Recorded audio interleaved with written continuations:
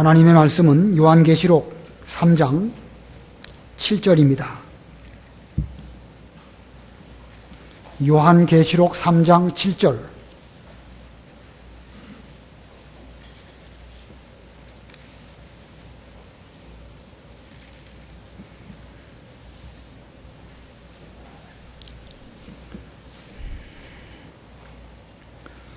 요한계시록 3장 7절. 너는 빌라델비아에 있는 교회의 사자에게 이렇게 써라. 거룩하신 분, 참되신 분, 다윗의 열쇠를 가지신 분, 곧 열면 닫을 자가 없고 닫으면 열 자가 없는 분께서 이와 같이 말씀하신다. 내가 내 행위들을 알고 있다. 보아라, 내가 내 앞에 열린 문을 두었는데 아무도 그 문을 닫을 수 없으니 이는 내가 적은 능력을 가지고도 나의 말을 지키고 내 이름을 부인하지 않았기 때문이다. 보아라, 내가 사탄의 집단에 속한 자들을 내게 줄 것인데 그들은 자칭 유대인들이라 하나 그렇지 않고 거짓말하는 자들이다.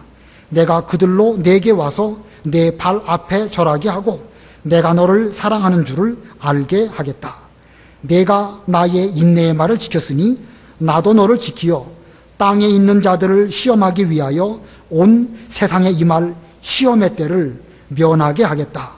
내가 속히 오겠으니 내가 가진 것을 굳게 잡아 아무도 너의 면류관을 빼앗지 못하게 하여라. 이기는 자는 내가 하나님의 성전에서 기둥으로 삼겠으니 다시 그가 결코 나가지 않을 것이다. 내가 내 하나님의 이름과 내 하나님의 성 곧 하늘에서 하나님께로부터 내려오는 새 예루살렘의 이름과 나의 새 이름을 그 사람 위에 기록하겠다. 귀 있는 자는 성령께서 교회들에게 하시는 말씀을 들어라. 거기까지 봉독합니다. 오늘 본문의 내용은 예수님께서 이 빌라델비아 교회에 대하여 아주 중요한 약속들을 주셨습니다. 빌라델비아 교회에게 주신 약속이 무엇인가? 오늘 제목은 빌라델비아 교회에 대한 약속, 빌라델비아 교회에 대한 약속입니다. 여기 3장 7절을 보면 너는 빌라델비아에 있는 교회의 사자에게 이렇게 써라. 예수님의 계시가 사도 요한에게 내려왔는데 사도 요한은 예수님께로부터 받은 바 계시의 말씀을 빌라델비아에 있는 교회의 사자에게 이렇게 써라 라고 말씀하셨습니다. 그러므로 계시를 예수님으로부터 사도 요한에게, 사도 요한은 그 계시를 빌라델비아 교회의 사자에게 보내면 그 사자는 그 계시를 잘 받고 자기 교회의 성도들에게 말해 주어야 할 것입니다. 여러분이 잘 아시는 것처럼 아시아 7교회에 대한 하나님의 모든 계시는 그 교회의 사자들에게 기록된 주신 그런 말씀입니다. 그런 면으로 볼 때에 그 교회를 맡고 있는 책임자, 하나님의 사자, 오늘날로 말하면 목사가 얼마나 중요한 것인가라는 것을 알 수가 있습니다. 이 교회의 주인은 하나님이십니다. 먼저는 하나님이 주인이시고 그 다음으로는 하나님의 주인 되심 안에서 모든 성도들이 또한 교회의 주인입니다. 근데 그 교회에 담임하고 있는 목사, 그 사자가 얼마나 중요한가? 이것은 두 번 말하지 아니하여도 잘 알 수 있을 것입니다. 하나님의 뜻을 따라서 주님의 마음에 합한 그런 사자를 세운다는 것은 참으로 중요합니다. 교회마다 다 여러 가지 문제들이 있는데 주로 그 문제들은 그 교회의 사자가 잘못하기 때문에 일어나는 일들이 상당히 많이 있습니다. 자, 그런 면에서 이 사자를 잘 세우는 것이 중요하다 기억하시기 바라고, 여기 빌라델비아, 이 빌라델비아라고 하는 도시가 터키에 있습니다. 빌라델비아, 빌이라는 말은 사랑이라는 뜻이고 라델피아라는 말은 형제라는 뜻입니다. 그래서 빌라델비아 그러면 형제 사랑이라고 하는 헬라어입니다. 이 빌라델비아라고 하는 도시가 이 터키 거기에 있었는데 그 빌라델비아를 통해 가지고 저 서쪽에서부터 동쪽으로 들어가는 관문이라고 합니다. 꼭 그 빌라델비아를 통과해서 지나가야 동쪽으로 나아갈 수 있는 그런 관문이기 때문에 이 빌라델비아를 부를 때에 동방의 관문이다 이렇게 불려진다고 합니다. 그런데 그 빌라델비아에 교회가 세워졌고 그 교회의 이름이 빌라델비아 교회입니다. 교회 이름을 지을 때에 사랑의 교회, 소망의 교회, 믿음의 교회 지을 수 있지만 그 지역 이름을 따서 교회 이름을 짓는 것이 성경적입니다. 에베소 지역에 있는 교회는 에베소 교회, 고린도 지역에 있는 교회 이름은 고린도 교회, 명륜동에 있는 교회는 명륜교회. 자, 그것이 꼭 그건 진리 문제는 아니지만 그렇게 이름을 짓는 것이 좋다는 뜻으로 말씀을 드립니다. 여기 계시록 2장 3장에 아시아 7교회가 나옵니다. 근데 그 7교회마다 다 어려운 상황을 만났는데 이것은 교회가 이 땅 위에 있는 동안에는 그와 같은 어려운 일들을 겪을 수밖에 없음을 우리들에게 보여주신 것입니다. 아무 문제 없이 평안한 그런 교회 아마도 지상에는 단 하나도 없을 것입니다. 그런데 그 중에서 책망만 받는 교회도 있고 책망과 칭찬을 동시에 받은 교회도 있고 칭찬만 받은 교회도 있는데 이 빌라델비아 교회는 칭찬만 받은 그런 교회입니다. 이 아시아 7교회들은 말세에 있을 여러 종류의 교회들을 의미하는데 그런 여러 교회 중에서 가장 모범적이고 또 가장 교회다운 교회이고 예수님께서 인정해 주시는 교회, 바로 이 빌라델비아 교회입니다. 자, 그러면 이 빌라델비아 교회가 여러 가지 어려운 점이 있는데 그 어려운 가운데에서 가장 어려운 게 뭘까? 다 어려운 것들이 많이 있는데 어려운 가운데 가장 어려운 것이 무엇일까? 본문을 읽을 때에 답을 좀 생각해 보시기 바랍니다. 12절 우리 다 같이 읽겠습니다. 생각하시면서 시작. 이기는 자는 내가 내 하나님의 성전에서 기둥으로 삼겠으니 다시 그가 결코 나가지 않을 것이다. 내가 내 하나님의 이름과 내 하나님의 성 곧 하늘에서 하나님께로부터 내려오는 새 예루살렘의 이름과 나의 새 이름을 그 사람 위에 기록하겠다. 자, 빌라델비아 교회가 여러 가지 어려움을 겪고 있는데 그 어려움 가운데에서 가장 현재 시급한 어려움, 그게 뭘까요? 이기는 자는 내가 내 하나님의 성전에서 기둥으로 삼겠으니 다시 그가 결코 나가지 않을 것이다. 다시 그가 결코 나가지 않을 것이다. 이 말씀을 보면 무엇을 알 수가 있죠? 지금 빌라델비아 교회는 지금 나간 상태예요. 나간 상태. 어느 단체에 속해가지고 어느 부류에서 어떻게 신앙생활을 했었는데 지금 다시 나간 상태에 있습니다.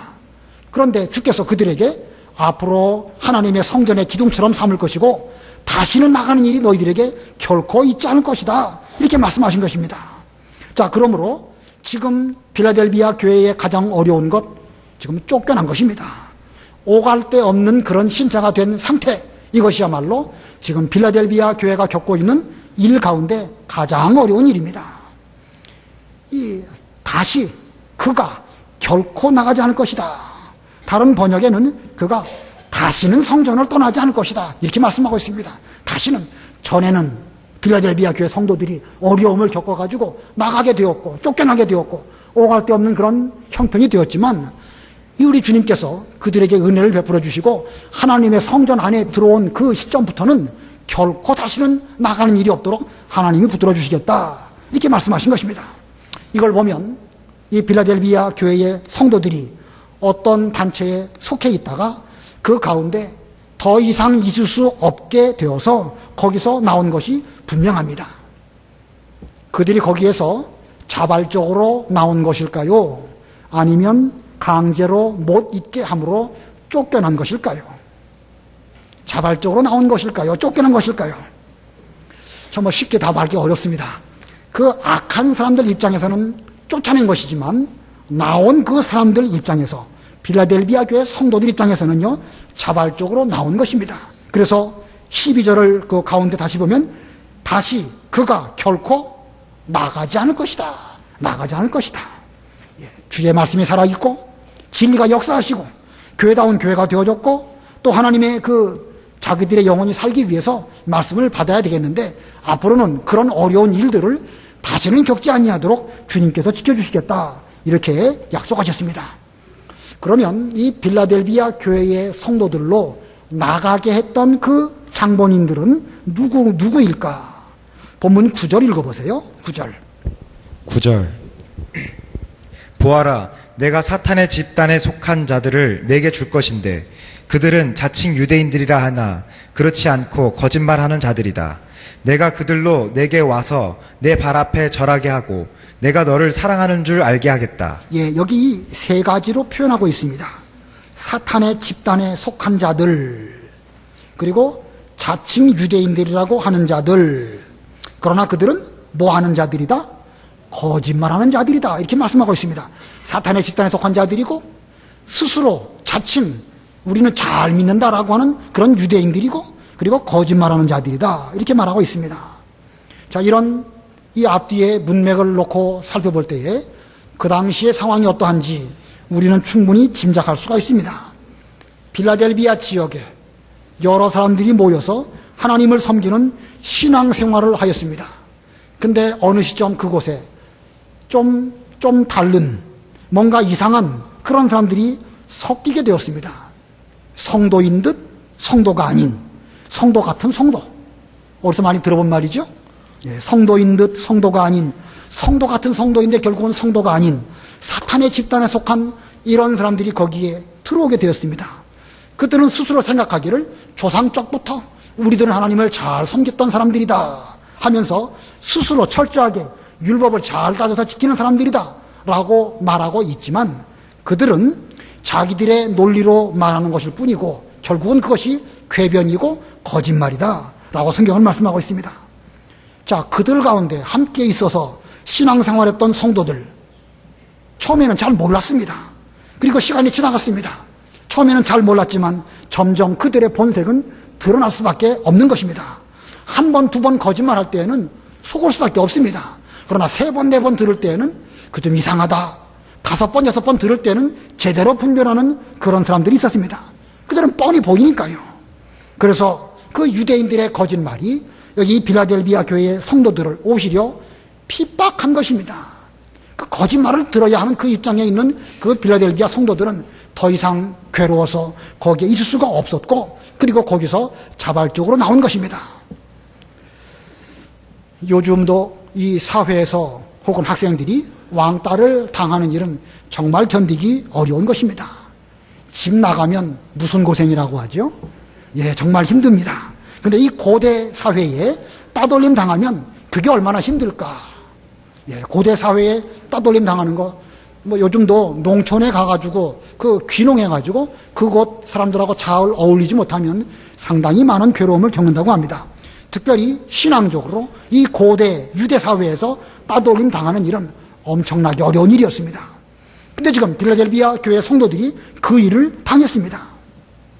이 아시아 일곱 교회, 에베소, 서마나, 버가모, 두아디라 교회, 그들은 그 악한 자들로 말미암아 여러 가지 회방을 받았습니다.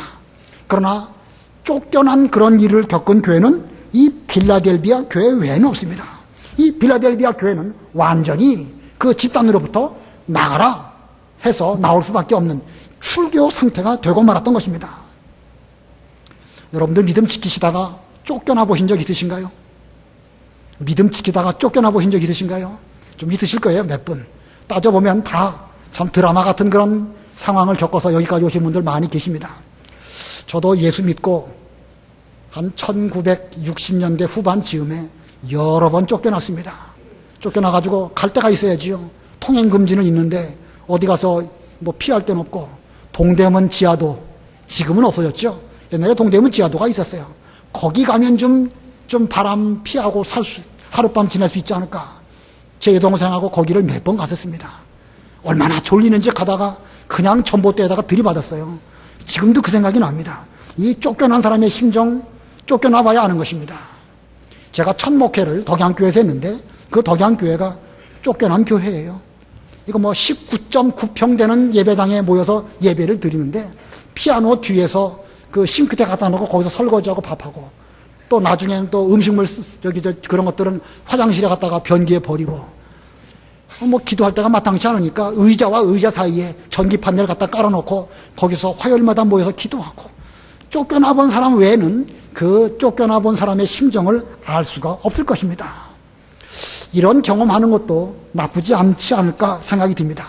이 하나님께서 이 빌라델비아 교인들에게 주신 은혜, 우리도 한번 이런 은혜를 한번 겪어보는 것도 좋지 않겠는가. 자, 이렇게 이 빌라델비아 교인들이 지금 아주 어려운 가운데에서 이렇게 예배를 드리고 있는데 그들에게 주님께서 이 사도 요한을 통하여 빌라델비아 교회 사자에게 계시를 주셨습니다. 그리고 중요한 약속을 주셨습니다. 그 약속이 무엇일까? 오늘 세 가지로 말씀을 전하려고 합니다.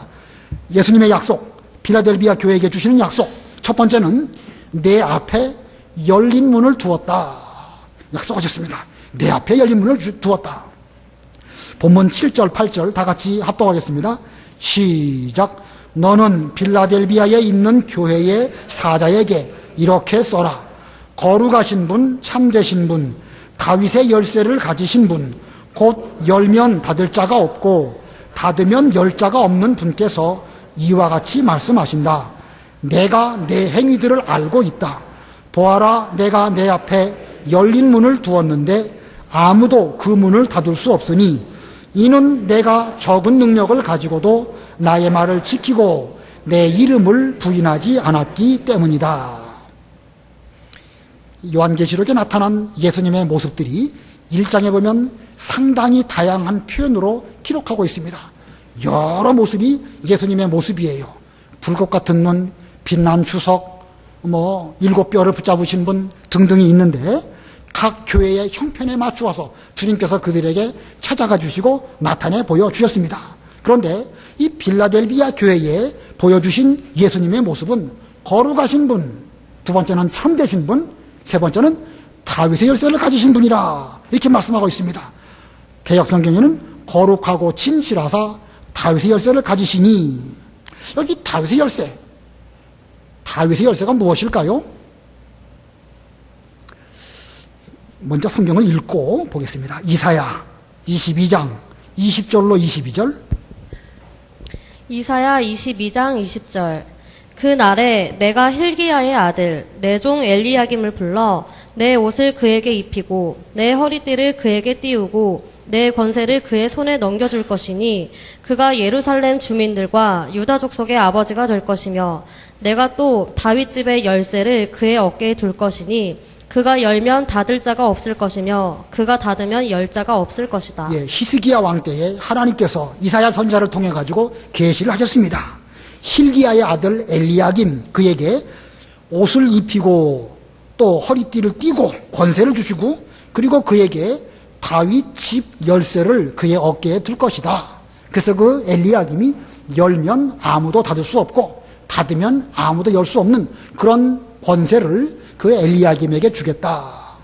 하나님의 능력을 그에게 주셔가지고 그로 하여금 다윗의 집, 여기서 말하는 다윗의 집이 다윗의 궁전을 말하는 것인지 아니면 다윗의 집인 곧 하나님의 성전을 말하는 것인지 그건 좀 연구를 해볼 필요가 있겠습니다. 아마도 성전을 말씀하는 것이 아닐까 생각이 듭니다.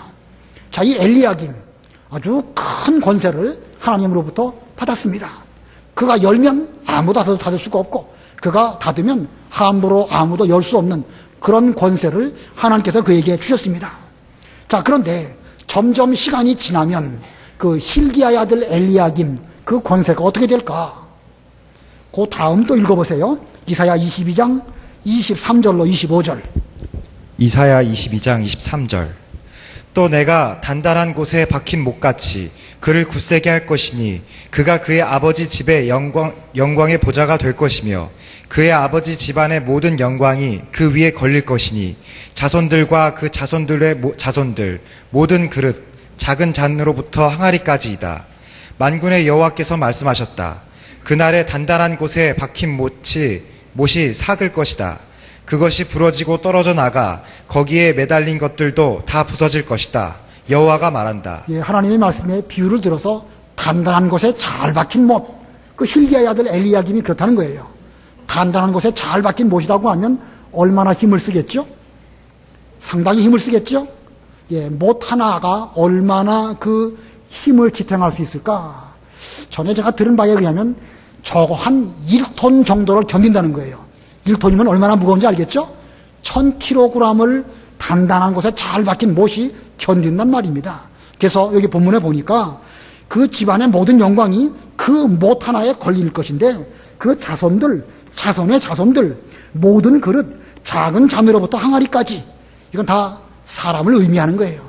사람을 보통 그릇으로 비유하지 않습니까? 이 hil기야의 아들 엘리야김에게 다윗의 권세를 주시고 그에게 권세를 주셔가지고 모든 그 후손들까지도 그를 통해서 잘 될 것을 말씀하고 있는데, 그 25절에 가니까 못이 사가서 어느 시점 부러지든지 빠지게 되면 거기 걸렸던 것들이 다 떨어질 수밖에 없겠죠. 자, hil기야의 아들 엘리야김이 참 이 좋은 권세, 다윗 집의 열쇠를 갖고 있는 그런 사람이 있지만, 사람은 유한하기 때문에 시간이 지나가게 되면 결국은 다 사가서 부러지고 떨어질 수밖에 없다, 이렇게 말씀하고 있는 것입니다. 자, 이 누가 다윗의 열쇠를 제대로 관리할 수 있을까? 사람은 아무도 없습니다.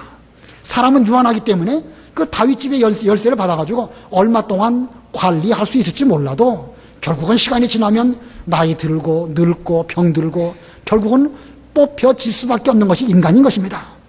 그런데 다윗의 자손 예수 그리스도, 그 예수님께서 마침내 사망을 이기시고 다윗의 열쇠를 가지셨습니다. 열면 닫을 자가 없고 닫으면 열 자가 없는 온전한 권세가 예수 그리스도에게 주어졌습니다. 그리고 그분이 지금 이 빌라델비아 교회에게 말씀하십니다. 보라, 내 앞에 열린 문을 두었는데 아무도 그 문을 열 자가 닫을 자가 없다. 자, 이 빌라델비아 교인들, 지금 그 사탄의 집단에서부터 나와서 오갈 데 없는 이런 가운데 있는데 주께서 그들에게 말씀하십니다. 보라, 내 앞에 열린 문을 두었다.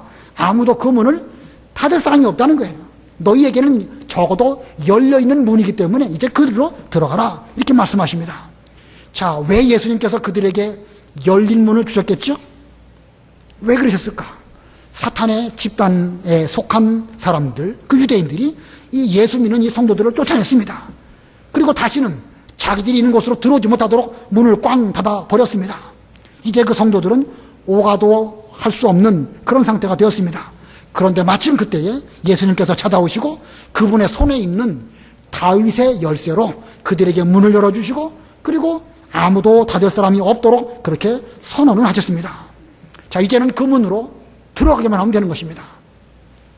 자, 열린 문으로 들어가면 어디로 들어가겠죠? 열린 문으로 들어가면 어디로 들어가겠습니까? 그 열쇠가 다윗의 열쇠이니까 들어가는 곳은 다윗의 집인데, 예, 성전입니다. 그 아까 12절을 다시 보면 이기는 자는 내가 내 하나님의 성전에서 기둥으로 삼겠으니 다시 그가 결코 나가지 않을 것이다. 이렇게 나가지 않는다는 말씀, 어디로부터 나가지 않는다는 말씀이겠죠? 하나님의 성전, 하나님의 성전, 하나님의 성전에서부터 결코 나가는 일이 없을 것이다. 지금까지는 지상에서 믿음 지키느라고 핍박을 당하고 쫓겨나는 일을 겪었지만 이제 너희들에게는 열린 문을 두어서 다시 나가는 일이 없도록 우리 예수님께서 보장해 주시겠다고 이렇게 말씀하셨습니다. 한쪽 문이 닫히면 다른 쪽 문이 열린다고 하죠. 우리 그런 말 많이 쓰시죠. 예, 이 빌라델비아 교인들 입장에서는 그 사탄의 집단에서부터 나와가지고 그쪽 문이 닫힌 것은 이게 인간적으로 볼 때는 참 처량하기가 그지없지만 닫혔기 때문에 오히려 그들에게는 다른 쪽 문, 하나님의 성전으로 들어가는 그 문이 열려지게 되었고 그리고 이제 그쪽으로 들어가는 길이 나오게 된 것입니다. 이제 들어가면 되는 거예요. 자, 그 문으로 들어가는데 아무나 그 문으로 들어갈 수가 없습니다. 여기 예수님의 모습, 거룩하고 진실하신 분, 다윗의 열쇠를 가지신 분이라고 말씀하고 있습니다. 그러므로 그 문으로 들어가는 사람은 기본적으로 거룩해야 되고 진실해야 되고 그리고 예수님께서 그 문을 열어주셔야 되는 것입니다. 조금이라도 거짓이 있거나 조금이라도 진실하지 못한다고 하면 그 문 들어가서 하나님의 성전에 나아갈 수 없습니다. 지상교회야 아무나 오게 이지만 하나님의 성전, 참된 하나님의 성전에는 조금 더 거룩이 없고 거기 거룩하지 못하고 조금 더 거기에 무슨 더러운 것이 있다고 하면 그럼 들어갈 수 없습니다. 우리 예수님께서는 불꽃 같은 눈으로 감찰하시는 분이십니다. 그러므로 거기에 조금이라도 죄가 있다 그러면 그건 들어갈 수 없는 것입니다. 자, 그런데 이 빌라델비아 교인들에게는 참되고 거룩한 그런 면이 있습니다. 예수님께서 그들의 형편을 아셨습니다. 아까 그 8절 읽었는데 8절을 다시 보면은요, 내가 예수님께서 내 행위들을 알고 있다 그러셨습니다. 그들의 거룩하고 진실한 면을 우리 주님은 알고 그들 앞에 열린 문을 두시고 그리고 아무도 그 문을 닫을 자가 없다. 이렇게 말씀하셨습니다. 자, 이제부터 이 빌라델비아 교인들은 예수님께서 열어주신 그 문으로 들어가기만 하면 되는 것입니다. 마치 양의 문이신 예수님으로 들어가며 나아가며 골을 넣는 것처럼 하나님의 성전으로 예수님을 통하여 들어가고 나아갈 때에 예수님은 그들의 모습을 불꽃 같은 눈으로 지켜보시면서 거기에 거룩과 참됨이 없다고 하면 스톱 시키고 못 들어가게 하시는 것입니다. 그러나 예수님은 필라델비아 교인들이 거룩하고 진실한 것을 잘 아십니다. 그러므로 그들에게 문을 열어주셨고 이제 그들은 들어가며 나아가며 신령한 꼴을 얻으면서 앞으로 신앙생활을 잘하면 되는 것입니다. 이제 거기에 들어가기 위해서는 뭐가 필요한가? 여기 기록된 대로 적은 능력이 필요합니다. 적은 능력. 여러분, 적은 능력이 뭔지 수없이 많이 들었죠?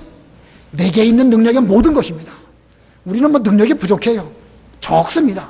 그러나 그것을 남김없이 다 쓴다고 하면 우리 주님께서 들어가며 나아가며 꼴을 얻도록 우리에게 해주실 것이니까 우리는 지금까지 하나님 말씀을 지키기 위해서 적은 능력을 다 썼고 예수님의 이름을 부인하지 않도록 하기 위해서 적은 능력을 다 썼거니와 앞으로도 우리에게 주신 바 적은 능력을 다 써서 그 문으로 들어가고 나아가는 생활을 잘한다고 하면 우리는 신령한 꼴을 얻고 또 계속해서 신앙적으로 성장하게 될 것입니다. 아무쪼록 우리 모두들도 이 열린 문을 통해서 계속 하나님의 성전으로 들어가고 꼴을 얻고 순종하는 그런 삶을 사시는 여러분들이 다 되시길 바랍니다. 그 다음에 두 번째로 필라델비아 교회에 대한 예수님의 약속 두 번째, 내가 너를 사랑하는 줄 알게 할 것이다. 두 번째 약속입니다. 내가 너를 사랑하는 줄 알게 할 것이다. 본문 9절 우리 다 같이 합독하겠습니다. 9절 시작.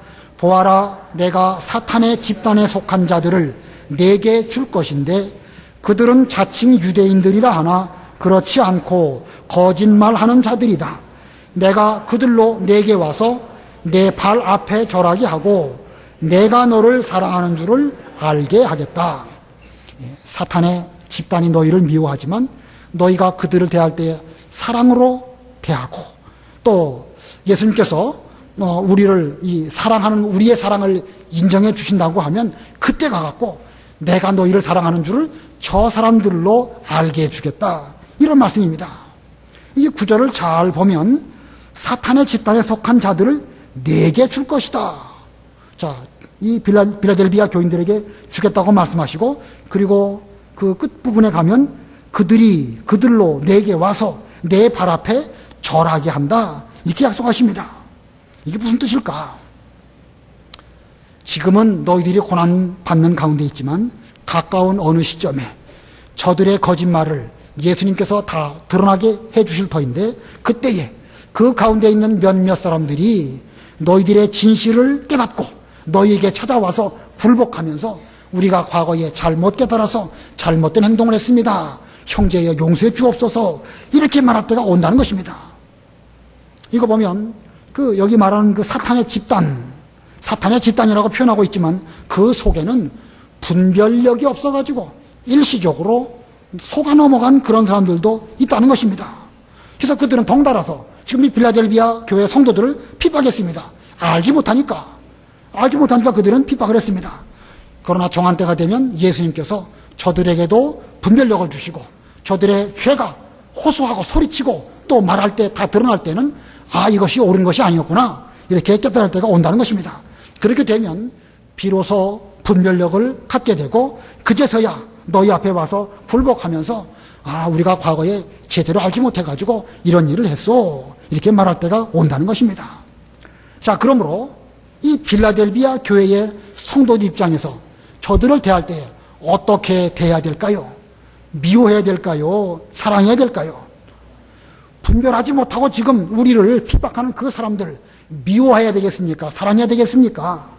사랑해야 됩니다. 자, 미워하는 것과 사랑하는 것 어느 것이 어렵겠죠? 사랑하는 게 어렵죠, 그죠? 미워하는 것은요 내 본성대로만 하면 되는 것입니다.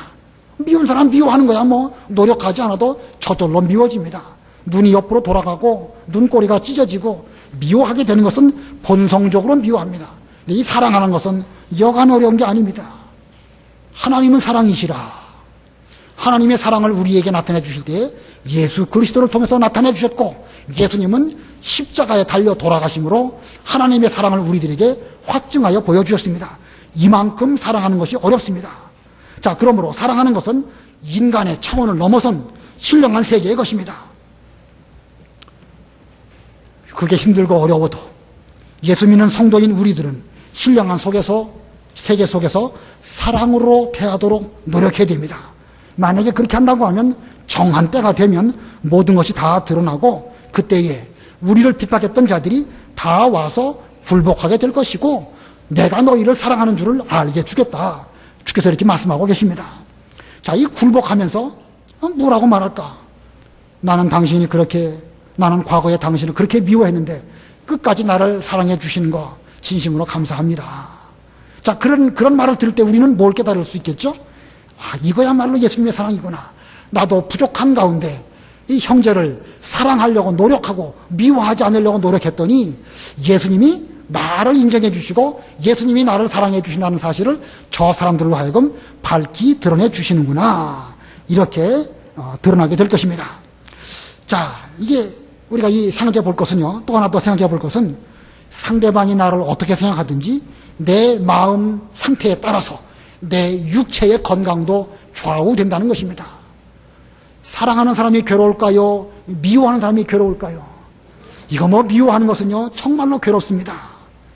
아니, 상대방이 괴로운가? 아니에요. 미워하는 내가 괴롭습니다. 잠을 못 자고 2시, 3시 넘도록 뒤척이다가, 아이고, 잠을 못 자니까 교회 가서 자야 되겠다. 저도 그런 적 많습니다. 자, 이거 미워하는 사람은요, 그 사람 마음속이 지옥이 되는 거예요. 반대로 내 마음속에 상대방을 사랑할 만한 것이 상대방이 없다 할지라도 하나님의 사랑, 예수님의 사랑을 받은 우리로서 사랑해야지 라고 마음 먹은 그 순간 내 마음에 흥분되었던 것이 잘 가라앉고 잠이 스르르 오는 것. 저도 그런 방법을 써서 잠을 청하는 경우가 참 많습니다. 아무쪼록 여러분들도 우리를 힘들게 하는 사람들이 있지만 그래도 끝까지 사랑한다고 하면 예수님께서 내가 너를 사랑하는 줄을 알게 주실 그때가 오는 것입니다. 우리가 얼마 전에 스데반의 그 순교에서 배웠죠? 천사의 얼굴. 자기를 향하여 돌을 던지는 그들을 향해서 그는 사랑이 충만했습니다. 그리고 말합니다. 주여, 이 죄를 저들에게 돌리지 마옵소서. 그는 천사의 얼굴을 할 수 있었습니다. 돌에 맞아가면서도. 어째서 그게 가능했겠죠? 인간적으로는 불가능합니다. 그러나 그의 속에 예수님으로부터 받은 사랑이 있었기 때문에 사랑이 충만했고, 속에 사랑이 충만하니까 그의 얼굴이 천사의 얼굴과 같은 그런 가운데에서 천국으로 데려감을 입었습니다. 얼마 시간이 지나서 스데반의 죽임을 마땅하게 여겼던 사울이라는 청년이 자기 딴에는 열심을 가지고 뭘 하려고 하다가 결국은 말씀 앞에 굴복하게 되었습니다. 자, 그게 누구죠? 사도 바울입니다. 사도 바울. 사도 바울은 일생 자기가 스데반 죽인 그 사건에 가담한 일을 늘 회개하면서 나는 핍박자요, 회방자요, 포행자였다. 나는 죄인 가운데 괴수였다 하면서 스데반 죽인 사건을 늘 회개하는 그런 길을 걸어갔습니다. 비록 스데반은 죽어서 순교해서 하나님 나라로 갔지만 그가 하나님의 사랑을 제대로 받은 사람이라는 그 사실을 바울은 알 수 있었고 일생 회개하면서 바울도 위대한 하나님의 종이 되었던 것입니다. 이런 일들은요, 꼭 사도 바울뿐만 아니에요. 우리가 그 한국 교회사를 오후 예배 시간에 좀 배웠죠? 그때 그 마포 삼열 선교사님 들은 적 있으신가요? 벌써 까먹으셨죠? 예, 미국에서 우리나라에 오신 거의 초창기 시대의 선교사이신데 사무엘 마펫이라고 하시는 분인데 한국 이름으로는 마포 삼열이라고 한문으로 쓰셔서 그 선교하셨던 분인데 그분이 평양신학교의 최초의 교장이십니다.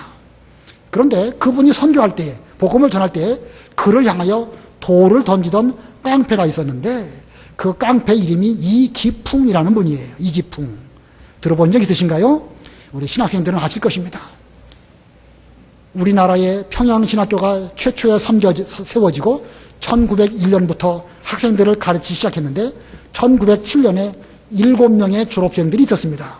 그 7명 졸업생 그 가운데 길손주 목사님이 계시고 또 한 분이 바로 이기풍이라는 분이십니다. 아마 그분은 그 파란 눈에 외국인이 와가지고 우리나라에 와가지고 뭐 복음을 전할 때 못마땅하게 여기면서 뭐 이상한 걸 믿으라고 한다. 아마 그 선교사님을 향하여 돌을 던졌을 것입니다. 그런데 세월이 지나고 시간이 지나서 그분이 진심으로 상대방에 대해서 이 부목사님에게 대해서 사랑을 베풀어 주니까 그 사랑에 완전히 노예가 되어서 포로가 되어가지고 저분이 나에게 내가 이렇게 돌까지 던졌는데 나를 저렇게 사랑해 준 걸 보니까 그분에게는 뭔가 내가 모르는 그런 진리가 있겠구나 라고 깨닫고 그분은 신학생이 되시고 그리고 7명 최초의 목사님 안수 받았을 때 그 목사가 되신 그분입니다. 그리고 제주도에 가갖고 선교하셨어요. 그 당시엔 제주도도 해외예요. 제주도 해외죠, 그죠? 거기 가서 선교하시다가 1938년, 지난 시간에 1938년이 무슨 연도인지 배웠죠? 뭐한 때라고 그랬죠?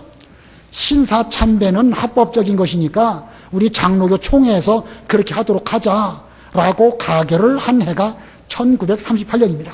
그때에 신사 참배는 옳지 못하다라고 분명하게 외치시다가 감옥에 갇히셨고 거기서 여러 가지 고문을 당하시다가 결국은 순교하신 분입니다. 자, 이 사무엘 마펫, 이 마펫 삼열 목사님께서 복음을 전하시고 사랑으로 상대방을 이렇게 잘 감싸 주었더니 그 이풍이라는 깡패가 목사님이 되셔가지고 그분도 올바른 진리를 외치다가 순교하시는 그런 길을 걸어갔던 것입니다. 자, 우리도 그러고 보면 사랑해야 됩니다.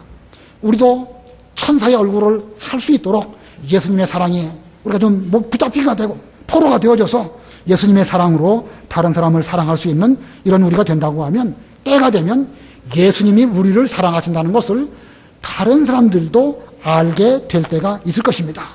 세 번째, 빌라델비아 교회에 대한 예수님의 약속 세 번째, 나도 너를 지켜주겠다. 나도 너를 지켜주겠다.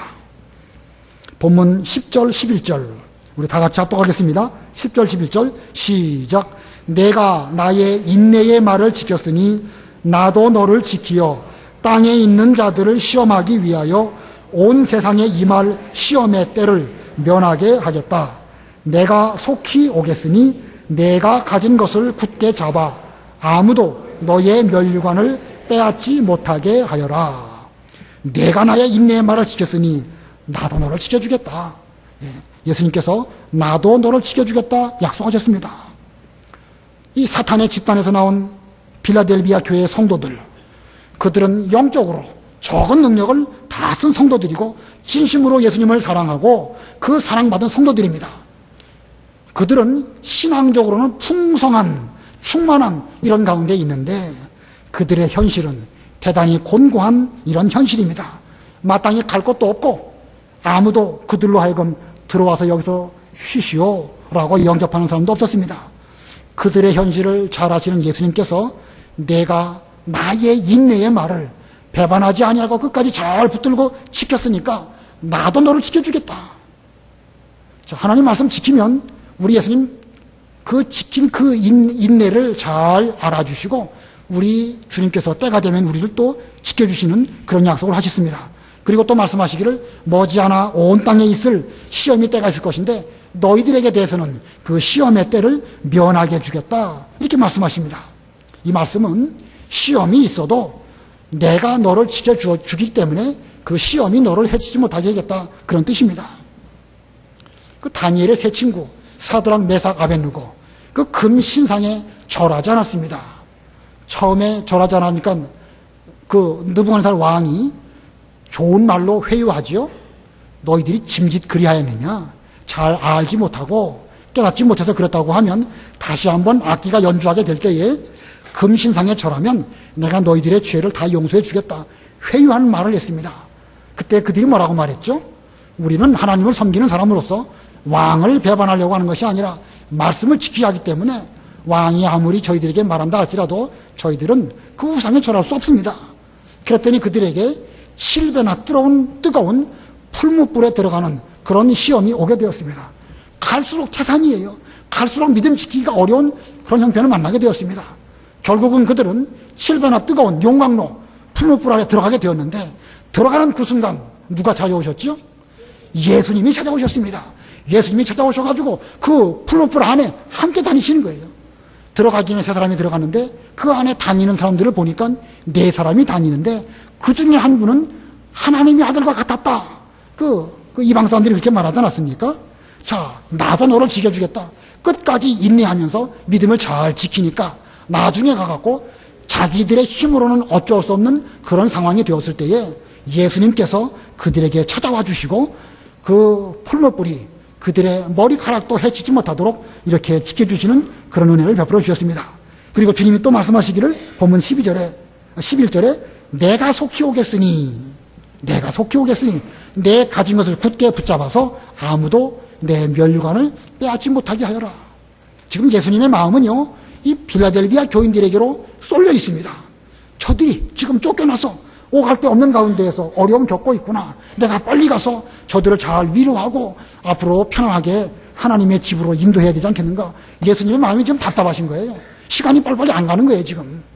마치 뭐와 같으냐면 엄마가 아이들을 집에 엄마가 시장 갔다 올 동안 동생하고 집 잘 보고 아무나 문 열어주지 말고 잘 지키고 있어라. 내가 빨리 갔다 올게. 하고 엄마가 시장 갑니다.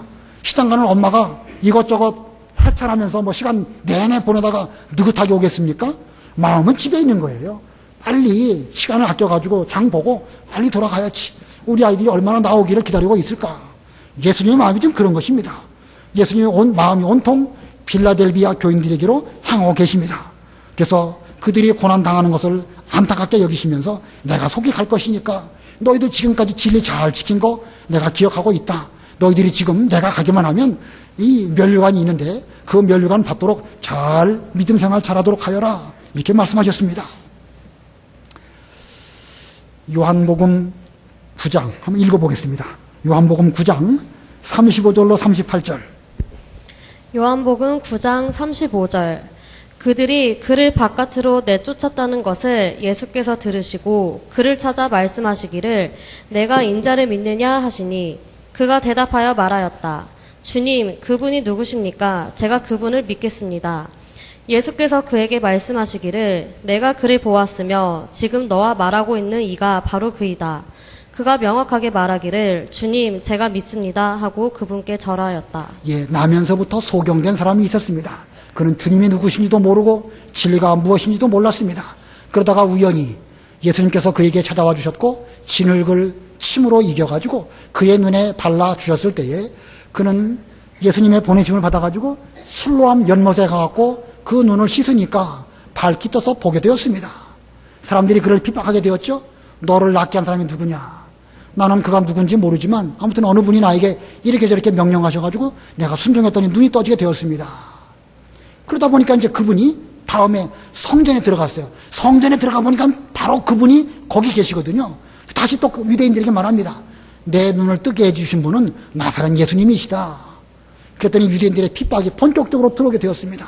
그래도 그는 나는 그분이 뭐 그리스도이신지 누구신지 거기까지는 모르지만 적어도 그분이 내 눈을 뜨게 해주신 것은 확실하다.